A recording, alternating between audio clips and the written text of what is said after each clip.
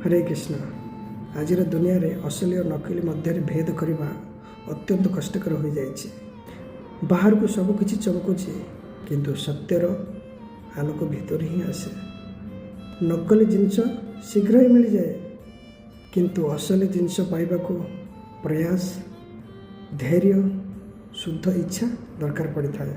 जदि आमे असली सुख, असली शांति, असली ज्ञान पाइबा को चाहूँ तेबे आमको परंपरा आश्रय नेबा पड़ो। सेमिति मध्य गीता मध्य भगवान को गीता ज्ञान देते आम देखिए ओरिजिनाल कोटा तो आमको जानवा हेले भगवत गीता रे अध्याय 4 2 श्लोक रे एवं परंपरा प्राप्त मिमं राजऋषि विदो सकाले महता जोग नष्ट परम तप।